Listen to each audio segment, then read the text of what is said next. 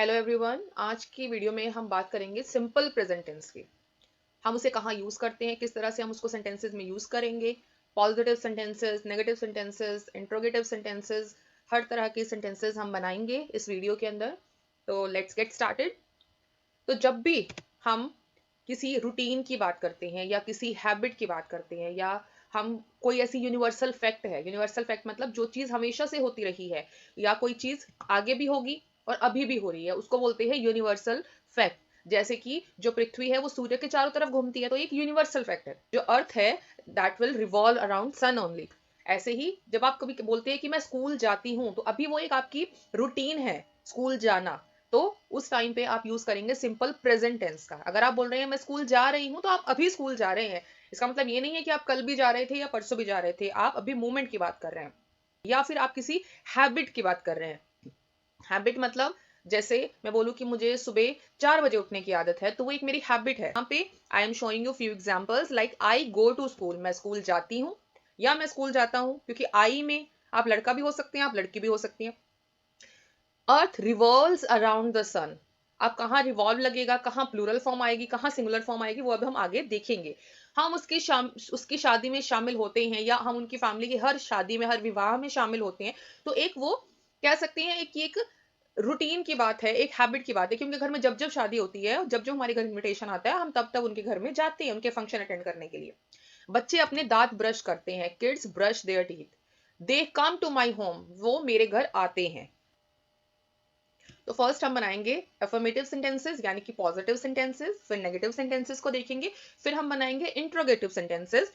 Type 1 और type 2 मैंने अपनी अपनी कह सकते हैं कि सिंप्लिसिटी के लिए इनको दो कैटेगरी में डिवाइड किया है। और इसके अंदर हम पॉजिटिव और नेगेटिव सेंटेंसेस भी बना सकते हैं। टाइप 1 में मतलब हम इस टाइप के सेंटेंसेस यूज करेंगे, जैसे व्हाट डू यू ईट। तो व्हाट इंट्रोगेटिव वर्ड से ये सेंटेंसेस स्टार्ट होंगे, व्हाट, व्हेन, व्हाई, व्हिच। तो इस तरह के वर्ड्स लगेंगे। और जो टाइप 2 है उसके अंदर हम इंट्रोगेटिव वर्ड से क्वेश्चन स्टार्ट नहीं करेंगे। हम इस टाइप के क्वेश्चन पूछेंगे जिसका आंसर हाँ या ना में हो। Like do you eat ice cream, क्या आप आइसक्रीम खाते हो। तो जर्नली इस टाइप के क्वेश्चन का जो आंसर है वो हाँ या ना में होगा। तो चलो अब हम पॉजिटिव सेंटेंसेस देखते हैं कि पॉजिटिव सेंटेंसेस हम कैसे बनाते हैं। तो जब भी हम पॉजिटिव सेंटेंस बनाते हैं किसी भी फॉर्म के अंदर, तो हम सब्जेक्ट से स्टार्ट करते हैं और लास्ट में ऑब्जेक्ट लगता है, और ऑब्जेक्ट हमेशा ऑप्शनल होता है। तो सिंपल प्रेजेंट के केस में हम पहले सब्जेक्ट यूज करेंगे, फिर हम सिंपल फॉर्म यूज करते हैं और देन ऑब्जेक्ट यूज करते हैं। और जो हमारे पास सिंपल फॉर्म होती है वो प्लूरल होगी या सिंगुलर होगी, वो डिपेंड करेगा सब्जेक्ट पर, वो भी हम आगे देखेंगे। कभी कभी हम पॉजिटिव सेंटेंसेस के अंदर सिंपल प्रेजेंट के डू या डस का इस्तेमाल भी करते हैं, मतलब एक ऑक्सिलरी वर्ब डू का इस्तेमाल भी करते हैं कभी कभी अपने सेंटेंस को थोड़ा सा वेटेज देने के लिए। तो जब हमारे पास सब्जेक्ट आई, यू, दे या वी होंगे, तब हम सिंगुलर वर्ब यूज करेंगे। सिंगुलर वर्ब मींस जो वर्ब है उसकी फर्स्ट फॉर्म को एज इट इज यूज करेंगे, कोई प्लूरल एस या ईएस या आईईएस नहीं लगाएंगे। लेकिन जब हमारे पास ही, शी, इट होगा या कोई एक नाम होगा, तब हम वर्ब की जो फॉर्म है उसको हम प्लूरल कर देंगे। फॉर एग्जाम्पल आई ईट, तो आई और जो यू है, जो फर्स्ट पर्सन है और जो सेकंड पर्सन है, उसके साथ सिंगुलर फॉर्म ही लगेगी। दे ईट, दे प्लूरल है तो उसके साथ ईट, वी ईट। लेकिन अगर हमारे पास ही, शी, इट है या कोई नाम है, तो हम प्लूरल फॉर्म यूज करते हैं। He eats, she Yeats her food, it eats her food. Okay, तो यहाँ क्लैरिटी के लिए मैंने अलग से लिख दिया है कि जो फर्स्ट पर्सन और सेकंड पर्सन होता है उसके साथ हम सिंगुलर फॉर्म ही यूज करते हैं, चाहे वो आई हो, फर्स्ट पर्सन चाहे आई हो या फिर वी हो, हम सिंगुलर फॉर्म ही यूज करेंगे। लेकिन जो थर्ड पर्सन है, थर्ड पर्सन मतलब दे, तो उसके लिए हम सिंगुलर फॉर्म का यूज करेंगे। मतलब एक से ज्यादा लोगों के बारे में अगर हम बात कर रहे हैं तो एक फॉर्म लगेगी, सिंगुलर फॉर्म लगेगी, एक वचन लगेगा वर्ब का। अगर हम सिंगुलर थर्ड पर्सन की बात कर रहे हैं यानी कि ही, शी, इट या किसी एक आदमी का, एक इंसान का हम नाम ले रहे हैं, तो वहां लगेगी प्लूरल फॉर्म। अब हम बात करेंगे ऑक्सिलरी वर्ब जो सिंपल प्रेजेंट में यूज होगा। तो जो ऑक्सिलरी वर्ब सिंपल प्रेजेंट में हम यूज करते हैं वो होता है डू। जब भी हम कोई भी नेगेटिव सेंटेंस बनाते हैं या कोई इंट्रोगेटिव सेंटेंस बनाते हैं, तो वहां पे डू या डज का यूज होता है। Do is the main verb और डज उसकी प्लूरल फॉर्म है। तो जब भी हम डू का यूज करेंगे, डू या डस का यूज करेंगे, तो जो मेन वर्ब है, मेन वर्ब मतलब खाना पीना सोना जागना, तो वो जो है वो अपनी सिंगुलर फॉर्म में आता है, उसकी फॉर्म चेंज नहीं होती है। सब्जेक्ट के अकॉर्डिंग हम डू की फॉर्म चेंज करते हैं कि डू सिंगुलर होगा कि प्लूरल होगा, वो सब्जेक्ट पे डिपेंड करेगा, और उसके साथ जो मेन वर्ब आएगा उसके अंदर हम कोई भी चेंजेस नहीं करते हैं। ये हम अब आगे एग्जाम्पल्स में देखेंगे। अगर फर्स्ट या सेकंड पर्सन है या थर्ड पर्सन प्लूरल है तो उसके साथ जो डू की फॉर्म लगेगी वो सिंगुलर लगेगी, और अगर थर्ड पर्सन सिंगुलर है तो जो प्लूरल फॉर्म लगेगी वो लगेगी हमारी प्लूरल, और जो हमारा मेन वर्ब है वो एज इट इज रहेगा, वो सिंगुलर फॉर्म में रहेगा, वो प्लूरल नहीं होगा। So let's start making the positive sentences. So positive sentence, train arrives at 6 o'clock at the station. जो ट्रेन है वो स्टेशन पे 6 बजे आती है, मतलब वो उसका एक शेड्यूल्ड टाइम है। तो अराइव प्लूरल फॉर्म आएगा क्योंकि जो ट्रेन है वो सिंगुलर है, वो थर्ड पर्सन है। आई गो टू स्कूल, तो मैंने आपको पहले ही बताया कि आई के साथ सिंगुलर फॉर्म लगती है। किड्स ब्रश देयर टीथ, जो किड्स है वो प्लूरल फॉर्म है तो ब्रश सिंगुलर फॉर्म आ गया। अगर मैं यहाँ पे कहती कि kids do brush their teeth, तो यहाँ पे मैं डू भी यूज कर सकती थी। ट्रेन डज अराइव, अगर मैं डज लिखती फर्स्ट लाइन के अंदर, फर्स्ट रो के अंदर, अगर मैं ट्रेन डज लिखती, डज का यूज करती, ऑक्सिलरी वर्ब का यूज करती, तो वहां पे अराइव सिंगुलर फॉर्म में आता है। Train does arrive at 6 o'clock at the station. She comes to my home, तो she is the singular person, singular third person, तो comes is plural. We attend हर वेडिंग, वी प्लूरल है तो attend singular हो गया। ही singular है तो does plural हो गया। शी अप्रोचेज मी, तो शी के साथ प्लूरल है। अब देखो ही डज हिज वर्क, तो ही सिंगुलर है तो डज प्लूरल फॉर्म आ गई, डू की प्लूरल फॉर्म आ गई। अब हम जब नेगेटिव सेंटेंसेस बनाएंगे तो नेगेटिव सेंटेंसेस में हमेशा हम ऑक्सिलरी वर्ब का यूज करते हैं, और ऑक्सिलरी वर्ब हमेशा जो यूज करते हैं वो होता है डू। अब वो सिंगुलर फॉर्म में आएगा या जो उसकी डज प्लूरल फॉर्म है वो आएगी, वो डिपेंड करेगी सब्जेक्ट पर, और जो वर्ब है वो एज इट इज रहेगा। जो मेन वर्ब है उसकी प्लूरल या सिंगुलर फॉर्म हमें नहीं देखनी है, वो सिंगुलर फॉर्म में ही आता है। Like train does not arrive at 6 o'clock at the station, तो डज नॉट को हम कंबाइन करके हम बोलते हैं doesn't. I do not go to school, so I don't go to school. Kids don't brush their teeth. She doesn't come to my home. We don't attend her wedding.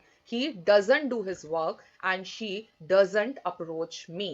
यहाँ पे अब does है ना तो अप्रोचेज नहीं आएगा। हमें ये नहीं देखना है कि शी है तो अप्रोचेज आएगा, नहीं, हमें देखना है कि ऑक्सिलरी वर्ब वहां पे यूज किया है कि नहीं, हेल्पिंग वर्ब वहां पे यूज हुआ है कि नहीं। अगर हेल्पिंग वर्ब यूज हुआ है तो हेल्पिंग वर्ब के अंदर चेंजेस आएंगे, मेन वर्ब में चेंजेस नहीं आते हैं। इंट्रोगेटिव सेंटेंसेस हम दो तरह से पूछ सकते हैं, एक तो हम किसी से स्ट्रेट अवे कोई क्वेश्चन पूछें और कोई उसका आंसर करे, या फिर हम किसी से इस टाइप का क्वेश्चन पूछे जिसका आंसर वो बुलियन में दे, बुलियन मतलब यस और नो में दे। Like when does train arrive at the station, तो डज लग गया ना, ट्रेन एक है, सब्जेक्ट बेशक से बाद में आए लेकिन सब्जेक्ट के ऊपर ही डिपेंड करता है कि जो वर्ब है वो प्लूरल होगा कि सिंगुलर होगा। तो ट्रेन के साथ हमने प्लूरल फॉर्म लगाई है डू की, तो डज, तो अराइव एज इट इज रहेगा, उसके अंदर कोई चेंजेस नहीं आएंगे। Why do I go to station, तो यहाँ पे डू या डज के अंदर चेंजेस आएंगे, इसलिए मैंने ऊपर ऑलरेडी लिख दिया है। और यहाँ पे मैंने नॉट ऑप्शनल में इसलिए लिखा है ऊपर यहाँ पे, क्योंकि अगर हम कोई नेगेटिव क्वेश्चन पूछते हैं तो नॉट आएगा, और अगर कोई पॉजिटिव क्वेश्चन पूछेंगे तो नॉट नहीं आएगा। ये तो एक ये चीज हो गई। दूसरी चीज ये है कि अगर आप कोई क्वेश्चन, फॉर्मल क्वेश्चन अगर आप बनाते हैं तो फॉर्मल क्वेश्चन में हमेशा जो नॉट है ना वो सब्जेक्ट के बाद आता है, लेकिन जब हम इनफॉर्मली कन्वर्सेशन करते हैं ना तो हमेशा जो नॉट है ना वो डज से पहले आता है। जब पहले इंग्लिश जो यूज होती थी 19th सेंचुरी में, तो वहां पे सब्जेक्ट के बाद people use to speak in formal language, तो वो नेगेटिव क्वेश्चन फॉर्मेट करते हुए सब्जेक्ट के बाद नोट लगाते थे। लेकिन आजकल जो बहुत कैजुअली यूज होता है वो होता है कि डू या डस के साथ ही नोट का यूज कर देते हैं। Like why doesn't she come to my home, तो ये एक इनफॉर्मल कॉन्वर्सेशन है, ये इनफॉर्मल वर्ड है, ये फॉर्मल वर्ड नहीं है। अगर आप कोई फॉर्मल लेटर लिख रहे हैं, अगर आपको वहां पे कोई क्वेश्चन पुटअप करना है तो तब वहां पे आपको बोलना पड़ेगा that why does she not come to my home, तो वहां पे शी के बाद नोट आएगा। When do we not attend any of their family wedding, तो यहाँ पे सॉरी, यहाँ पे ये इनफॉर्मल नहीं है, यहाँ पे ये फॉर्मल है, तो ये जो इन है प्लीज इसको आप कट कर लीजिए। Okay, now I have erased in and I have written formal here.